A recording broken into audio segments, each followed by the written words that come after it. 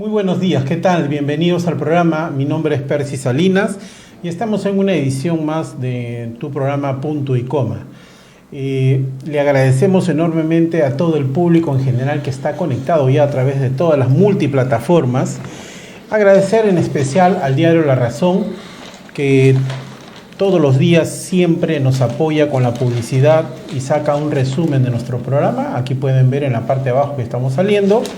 Y no se olviden que estamos en vivo y en directo a través de las plataformas de Cable Perú en el 64.2, JR Telecom Canal 99, Bactel, Cable Hogar en 3.4, Win Televisión en el Canal 35 y en IPTV TV en el 24-27. Y hoy ya estamos incorporados en Televisión 360 de Vitel. Ahí nos pueden ver, escuchar nuestra transmisión, la programación 24 horas del día. Un agradecimiento. Y también nos pueden seguir a través de las redes sociales, tanto como en Facebook y en YouTube y en todos nuestros canales digitales que tenemos. Bueno, vamos a entrar de lleno a conversar sobre lo que está sucediendo en nuestra coyuntura política peruana y hablar un poquito también de lo internacional. Para ello hemos invitado a un ilustre abogado, él es constitucionalista, profesor en temas de derecho universitario, miembro del Partido Aprista peruano y un analista político y un peruano de corazón que quiere defender la democracia y que se compró el problema desde que asumió esta nefasta gobierno del señor Pedro Castillo, creo que desde antes de Vizcarra, ¿no? Muchísimo antes, sí. Buenas tardes, encantado de estar en tu programa, Percy. No, al contrario, acá renovando un poco los equipos, estando cada vez más acorde a las necesidades de nuestro programa. Doctor Pacheco, vamos a entrar rápidamente a un tema de esta ley de lesa humanidad, que por cierto, instituciones extranjeras, ONG o organismos no gubernamentales han protestado sobre esta ley. E incluso recuerdo mucho que la Comisión de Derechos Humanos le ordenó al Estado peruano abstenerse de ejecutar esta ley. Cuando era proyecto. Cuando era un proyecto recién, ¿no? Bueno, y la respuesta del ministro le dijo, bueno, un momentito, señores, aquí estamos un Estado soberano, además, ¿cómo puedo yo abstenerme de una ley que no es ni siquiera ha sido... Ni siquiera es ley. Ni siquiera es ley, así que por favor revisen un poco sus criterios. ¿Cuál es su análisis frente a este tema? Bueno, gracias a Dios ya es ley. Sí. Es la ley 32.107. Esta ley es la que yo he llamado la ley Pedro Castillo. Y te voy a explicar por qué. En una de sus conocidas alocuciones, el señor Pedro Castillo dijo, y tú lo recordarás muy bien, en el Perú tenemos todas las leyes, pero falta la ley más importante. La ley que diga, cúmplase la ley. Sí, claro, el señor Pedro Castillo con la... limitaciones que tenía. Exacto, ¿no? Con la deficiente formación, bueno, ninguna formación en todo caso, sino limitado conocimiento en temas de carácter jurídico, desconocía que la ley que dice cúmplase la ley es la Constitución política, pero bueno. Pero fíjate, lo importante de este asunto es lo siguiente. El señor Pedro Castillo representa, yo creo que más del 80% de la población, del nivel cultural de la población peruana. O para decirlo más precisamente, el nivel cultural de Pedro Castillo es el reflejo vivo y cabal de más del 80% del nivel cultural de la población peruana. Por lo tanto, entonces, para ese 80%, sí, pues efectivamente hay que escribir la ley que dice cúmplase la ley. ¿Y por qué digo que esta es la ley a la que yo he llamado Pedro Castillo? Porque precisamente esta ley dice en su artículo 5, repito, es la ley 32.107, ¿no? Ley que precisa los alcances de la aplicación del Estatuto de Roma y de la Convención de Imprescriptibilidad de los Crímenes de Lesa Humanidad.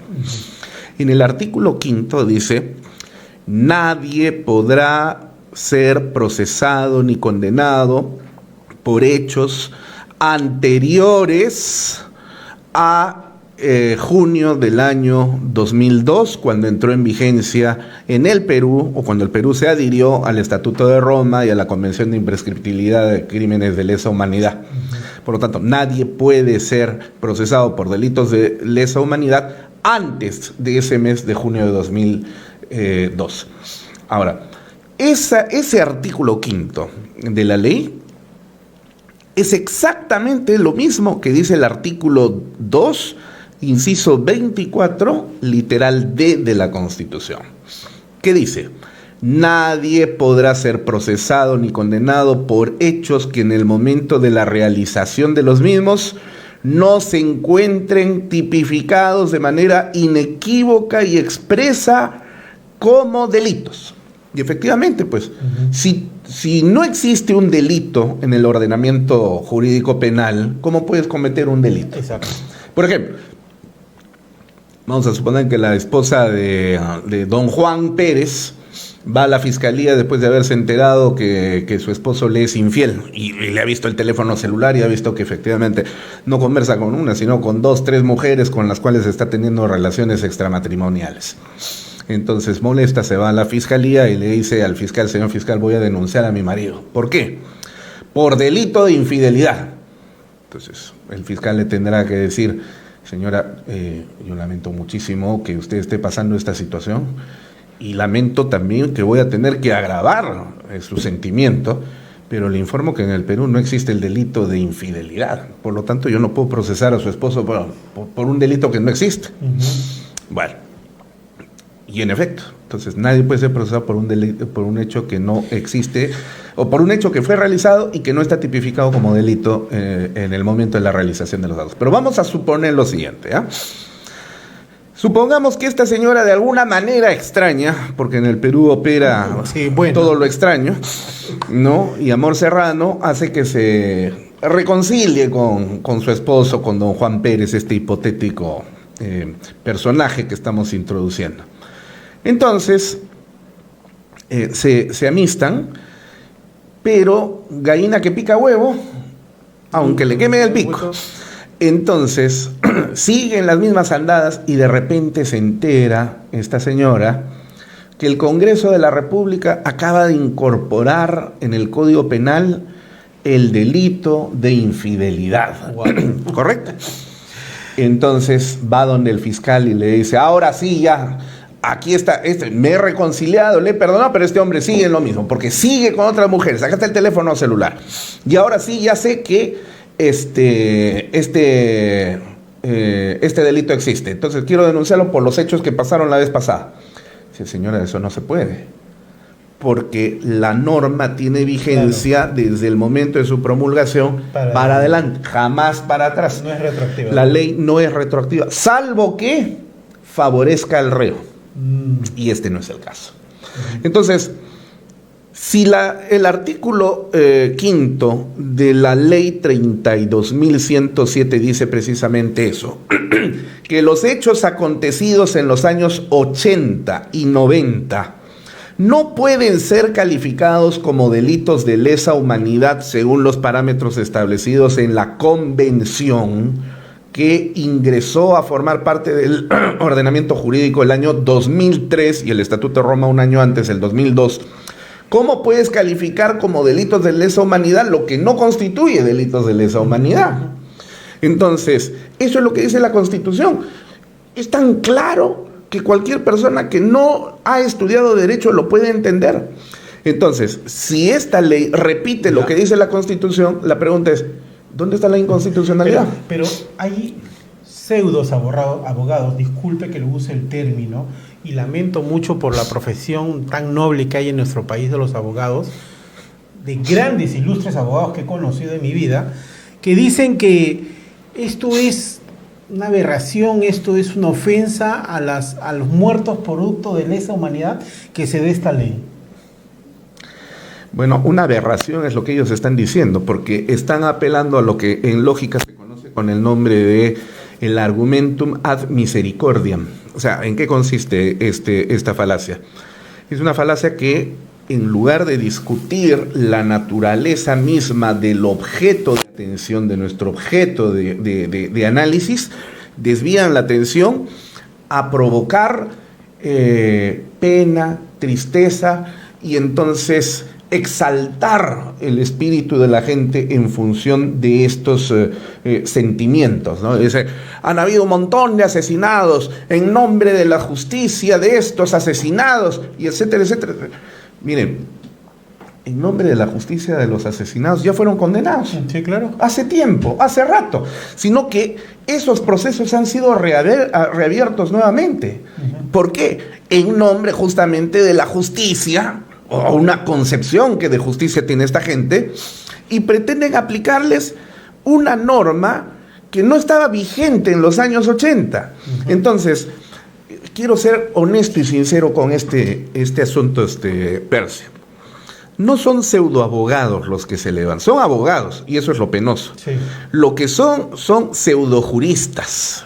Una cosa es ser abogado y otra cosa muy distinta es ser jurista. Y estos son pseudojuristas.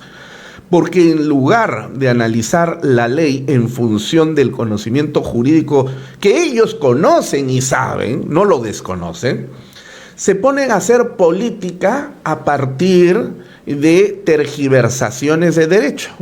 Y entonces aquí el tema es de estricto debate jurídico.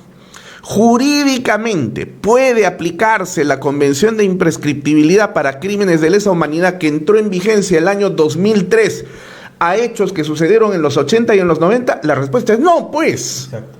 Porque a la fecha tenemos militares y policías que son enjuiciados precisamente por estos delitos que están acarreando, y hay muchos militares, que conozco algunos, que son ancianos, están presos por estos delitos y el juicio no termina. Y otros están muertos, ¿ah? Sí. Ahora, hay que considerar lo siguiente. A estos oficiales de la patria, que en realidad, y los que están vivos, porque otros ya han fallecido, sí, otros están presos, ¿no?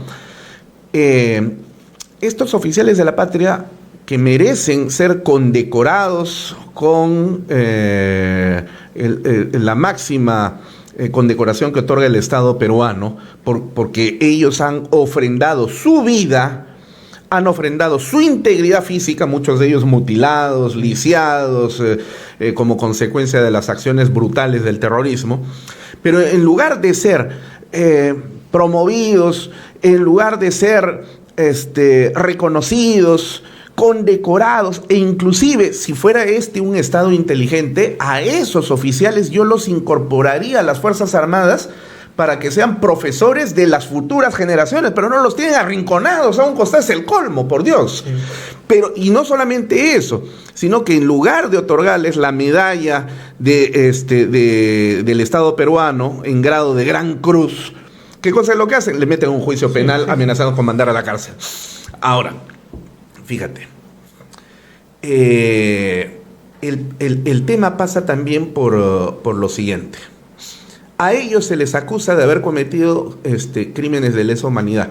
Y esto, independientemente de que no pueda aplicarse la convención, vamos a suponer que hubiera entrado en vigencia el año 70, ¿ya? Y ya no hay discusión. Como los hechos sucedieron en los 80 y en los 90, pero entró en vigencia en los 70, entonces sí se puede aplicar. La pregunta es, ¿ellos cometieron crímenes de lesa humanidad? Y la respuesta también es no, por una sencilla razón. Porque para que exista delitos de lesa humanidad tiene que haber un elemento fundamental, que los delitos de asesinato, secuestro o desaparición forzada, lesiones graves y violación sexual en contexto de guerra tiene que ser consecuencia de la ejecución de políticas públicas sistemática y permanentemente ejecutadas en el espacio y en el tiempo. Ajá. Ahora, la pregunta es, el gobierno de Fernando Belaúnde, que en paz descanse, con quien se inicia el terrorismo. Exacto. El segundo, quiero decir, porque el terrorismo surgió el 17 de mayo de 1980 con la quema de ánforas en Chuspi. En Chuspi, sí. El gobierno del arquitecto Fernando Belaúnde, que en paz descanse. El primer gobierno de Alan García, 85-90, que en paz descanse. tenían políticas públicas de ejecución sistemática de asesinatos, violaciones sexuales, desapariciones forzadas? No. Y la respuesta es no, en absoluto. Ni el gobierno ni el Estado Mayor de las Fuerzas Armadas y Policiales. Ahora, como enfrentamiento que fue, que no ha sido un conflicto armado interno, luego te voy a explicar por qué. Sí, eso es interesante, esa parte. Como conflicto que como enfrentamiento armado que ha sido frente a la insanía y cobardía del terrorismo de Sendero Luminoso, las Fuerzas Armadas tuvieron que enfrentar la situación sin estar preparada en esa situación, porque las Fuerzas Armadas peruanas estaban altamente capacitadas a fines de los 70, inicios de los 80 para enfrentar una guerra convencional en cualquier escenario.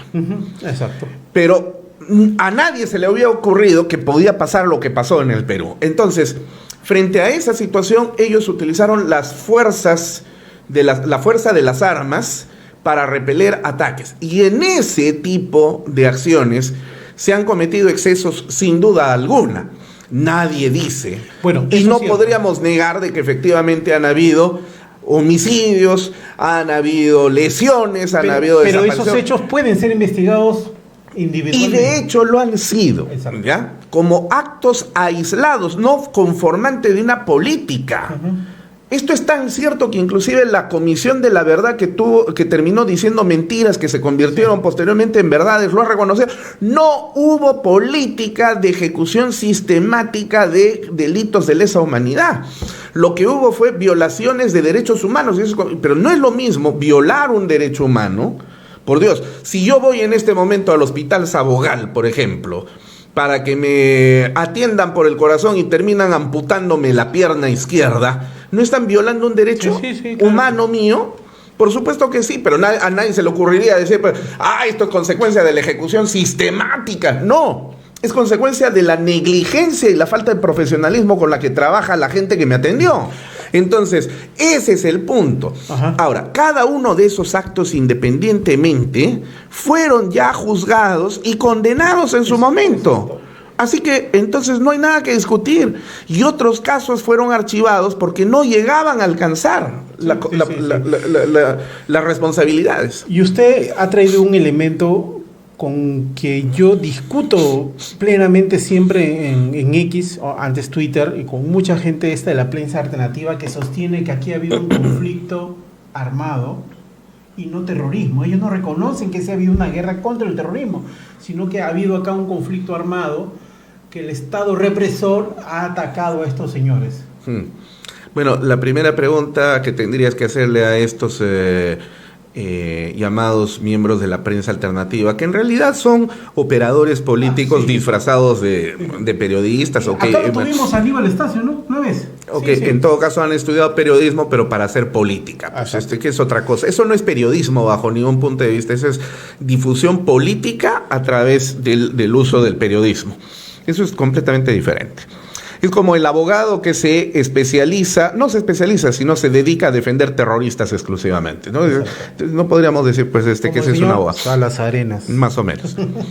Ahora, entonces, la primera pregunta que tendrías que hacerle a estos ignorantes, porque son ignorantes, porque ignoran con seguridad, porque ellos solamente repiten y repiten y repiten lo que el resto dice, ¿no? Son repetidoras, bustoparlantes a través de X. Defíname usted qué cosa es en el derecho internacional un conflicto armado interno. A ver si por lo menos te van a poder dar una definición. Lo que te van a decir es una verdad de perogrullo, que es lo que tú me has dicho hace un minuto, el Estado represor y toda esa terminología que me hace recordar cuando yo estudiaba en la Universidad Nacional del Centro del Perú, universidad que fue tomada por Sendero Luminoso y a los que tuvimos que hacerle frente, donde la repetición del discurso era prácticamente una declamación que uno se aprende de memoria, ¿no? Y donde te decían que el Estado imperialista burgués, quinta columna del imperialismo yanqui, que la burguesía reaccionaria. Bueno, ya conocíamos esa retórica permanente donde no había ninguna novedad. Yo te voy a explicar qué cosa es un conflicto armado interno. En el campo de los derechos humanos, en el siglo XX, han habido 4 momentos que marcan hitos en la evolución del concepto de derechos humanos. El primero de ellos es el famoso Tribunal de Nuremberg, donde se enjuició a todos los oficiales y dirigentes y funcionarios del Estado Nacional Socialista nazi, sí. ¿No es cierto? Y muchos de ellos fueron condenados a muerte y otros, como Rudolf Hess, a pasar su vida entera en la cárcel, ¿no? Y murió en el 86. En ese momento, ¿no? Bueno, te nombro los 4, luego te explico. Auschwitz, luego viene el Tribunal Internacional para la ex Yugoslavia, sí. Luego viene el Estatuto de Roma y al final el Tribunal para Ruanda, ¿ok? Entonces, la matanza que hubo, ¿no? Que fue una masacre. Entonces, ¿qué es lo que tenemos como enseñanza del primero de estos casos? Es decir, del Tribunal Internacional de Nuremberg. Allí se definió que los crímenes de lesa humanidad son efectivamente políticas públicas de ejecución sistemática de asesinatos, desapariciones forzadas, tortura, violaciones sexuales, lesiones y tortura. Porque en efecto, el Estado nazi tenía la política pública de persecución de judíos, su confinamiento en campos de concentración como Auschwitz, Sobibor, Dachau, etcétera, ¿no? Entre otros, trabajo forzado dentro de ellos, violaciones a las mujeres, tortura y también asesinatos. Los metían a los hornos, los metían a las cabinas donde los gaseaban.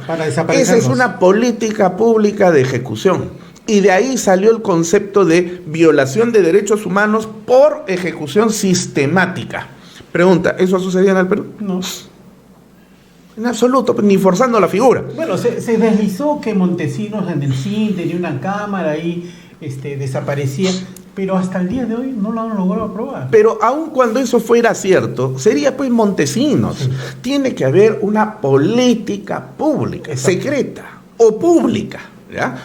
Eso no ha habido nunca, no le mintamos al pueblo, ¿ya?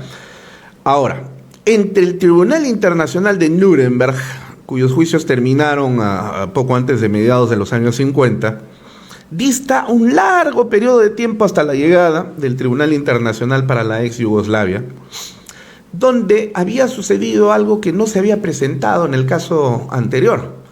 En el caso nazi, tenías tú un Estado en un contexto de guerra internacional, la Segunda Guerra Mundial, sí, exacto. Y donde la ejecución era con sus propios ciudadanos, considerados no ciudadanos, en este caso los judíos. Judíos y otras formas, como les llamaba Hitler en mi lucha, degradadas de humanidad. Pero en el caso del Tribunal Internacional para la ex Yugoslavia, no sucedía nada de lo que sucedió en el caso nazi. Lo que tú encontrabas era un Estado que se acababa de quebrar en dos, ¿no? Porque históricamente, ese fue un Estado creado por la Unión Soviética a partir de la unificación de 4 etnias que entre ellas no se llevaban. Así que entonces cuando cae la Unión Soviética, esas etnias, no se dice etnias, por eso estoy diciendo etnias, se disuelven y quieren formar sus propios estados. El más grande, o en todo caso, la comunidad más grande era la de los eslavos. Y entonces empieza una guerra interna entre ellos, reprimida por el Estado oficial yugoslavo contra fuerzas armadas que se habían puesto en situación de equilibrio estratégico. En ese contexto, donde tú tienes fuerzas armadas regulares del Estado y tienes una fuerza armada militar alterna, formada por grupos no estatales, pero que tienen equilibrio estratégico y se enfrentan, y en ese contexto se cometen ejecuciones de lesa humanidad bajo el contexto de ejecución sistemática, porque uno y otros a los detenidos que tenían, a los prisioneros, los masacraban, los torturaban, los desollaban, y eso era una política pública. A eso se le llamó conflicto armado interno. La pregunta es, ¿aquí en el Perú ha sucedido eso? Dime, en todo caso, ¿dónde había un ejército alterno al ejército peruano? O una fuerza armada alterna a la fuerza armada peruana que en equilibrio estratégico pudiera haber generado un auténtico conflicto armado interno. Mire, en los años que llevo ejerciendo esta profesión, es la primera persona que ha podido explicar detalladamente este concepto. ¿Por qué esta gente verborrea en redes? ¿Por qué tiene la licencia de decir lo que se les ocurra? Claro, porque no hay una ley que prohíba la estupidez, pues. Bueno, sí, definitivamente que sí. Pero cuando yo los he cuestionado, y lo he tenido acá, Aníbal Estacio, uno de los, el tipo que le dijo que admiraba a Aníbal Torres, que admiraba a Hitler y lo halagaba, y él no sabía qué responder. Pero dime tú, pero yo te estoy haciendo la pregunta a ti. ¿De acuerdo, Manuel? Cuando lo tuvimos acá. Pero eso me hace entender de que a nuestro pueblo nos falta, a nosotros los peruanos nos falta mucho entender la historia. Así es, efectivamente. Y sobre todo al pueblo peruano le falta mucha educación. Al pueblo peruano le falta educación y le sobra absolutamente energías de odio sembradas justamente por gente como esta. Exacto. Y que llegaron al poder.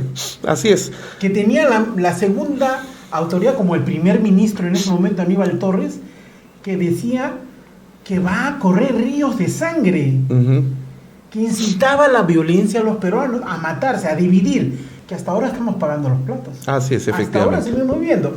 Ninguna autoridad que nosotros conocemos puede llegar al sur. No, es muy difícil. Ahora, entonces, si alguien te respondiera ante esa pregunta, y no te van a responder, y si te responden, te van a responder con galimatías y falacias y mentiras, y te van a decir, en un conflicto armado interno, lo que tú tienes es un Estado represor que se encarga. Oye, ese es el lenguaje de Sendero Luminoso, y eso no tiene absolutamente nada que ver con la definición de conflicto armado interno de acuerdo al derecho internacional, que es el que vale. No es el criterio de Aníbal Estacio o Aníbal Torres o algún otro idiota de esa calaña. No, en absoluto. Es la definición del derecho internacional. Entonces, conclusión, en el Perú no ha habido, pues, un conflicto armado interno. ¿Qué cosa es lo que hemos tenido? Terrorismo. Y había que atacarlos con la medida de la fuerza que se tuvo. Y ese terrorismo se valió además de la cobarde táctica utilizada por Mao Zedong en China. Bueno, era el contexto chino. Sí, digo cobarde aquí en el Perú por copiar en contextos diferentes. La táctica del pez en el agua. ¿Y en qué consistía esta táctica? No vestir uniforme militar, ¿no? No tener identificaciones distintivas para desplazarse como pez en el agua. Entonces, cuando llegaban las Fuerzas Armadas, tú no sabías quién era. O sea, sabías que en la comunidad ahí estaba, ahí habían senderistas, te estaban mirando y te estaban escuchando, pero ninguno tenía la valentía de decir, yo soy, ¿no es cierto? Entonces, con esta cobardía, me recuerda la extraordinaria película de Pancho Lombardi, La Boca del Lobo, cuando este artista Gustavo Bueno, que políticamente lamentablemente pues a pesar de haber vivido esas circunstancias está orientado hacia otro lugar, decía, interpretando al teniente Roca en un discurso que dio desde las escalinatas de la iglesia en Chuspi, precisamente, ¿no? Sí. Yo sé Ayacucho, que en esta plaza, Ayacucho, yo sé que en esta plaza hay elementos comunistas, terroristas, pero no dan la cara porque son cobardes. Y efectivamente eso era lo que sucedía. Y en la noche te atacaban. Sí, volaban. Volaban, masacraban, mataban. Y fíjate, y una cosa curiosa, por eso es terrorismo, por eso se llama terrorismo. Ahora, una cosa curiosa te voy a decir, Percy. Vamos a suponer por el momento que sí hubo conflicto armado interno. Vamos a suponer un minuto, ¿ya? ¿Tú sabes cuál sería el efecto de que efectivamente hablemos de un conflicto armado interno? Que se violen derechos humanos en crímenes de lesa humanidad, no solamente los miembros integrantes de las fuerzas regulares del Estado, sino de los combatientes del otro lado. Así es. Porque, tal como lo señaló múltiples sentencias emitidas en el Tribunal para la antigua Yugoslavia, no solamente violan derechos humanos y cometen genocidio y crímenes de lesa humanidad los agentes del Estado, sino los miembros integrantes de los grupos alzados en armas que han formado un ejército regular y que están en condición de equilibrio estratégico. Y por eso es que muchos de esos fueron condenados también por crímenes de lesa humanidad. Te pregunto, ya vamos a suponer, si hubo conflicto armado interno, dime, ¿cuántos senderistas han sido procesados y condenados por crímenes de lesa humanidad en el Perú? La cúpula. No, Ninguno. Ninguno. Todos se fueron por terrorismo. Porque Abimael Guzmán fue procesado por delitos de terrorismo. Tiene razón usted. No por crímenes de lesa humanidad. Sí. Ahora, tú tienes a todas estas ONGs que defienden los derechos humanos, ¿no? Que reciben el dinero de Soros, y etcétera, etcétera, ¿no? Yo quiero que me digan, a ver, defensores de derechos humanos, así como han llevado a juicio a militares y a policías acusándolos de ser autores de delitos de lesa humanidad, ¿a cuántos senderistas y emerretistas han llevado a procesos de investigación y juicios por delitos de lesa humanidad? Si dicen que ha habido conflicto armado interno y en ese contexto ellos podían cometer, como de hecho cometieron, delitos de lesa humanidad. Doctor Pacheco. La verdad es que a ninguno. A ninguno. No, eso estamos de acuerdo. ¿Y sabes por qué? Porque no hubo conflicto armado interno, pues. Era terrorismo. Así es. Es terrorismo.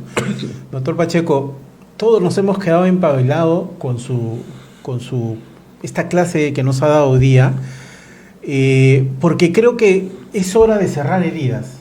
Y a esta gente que se dedica a destruir la moral de mucha gente que los cuestiona, que empiecen a dar respuestas claras, pues, que hablen con la verdad, que no se escondan a través de un pretexto de una ideología marxista, leninista, comunista, para implantar un sistema de odio y sangre en nuestro país que no se lo hemos permitido en el pasado y menos ahora. En eso todos tenemos que estar de acuerdo. Totalmente, pero lamentablemente tenemos pues mira, hablando de política sistemática, en el Perú tenemos una política privada sistemática que se ha hecho pública, venida justamente de los sectores caviares y el día de hoy organizados en los nuevos partidos políticos que adoptan una nueva forma, se llaman ONGs defensoras de derechos humanos. Y de él, y todos esos que conocemos. Y todos esos que reciben dinero ensangrentado de parte de George Soros, gran criminal en el mundo.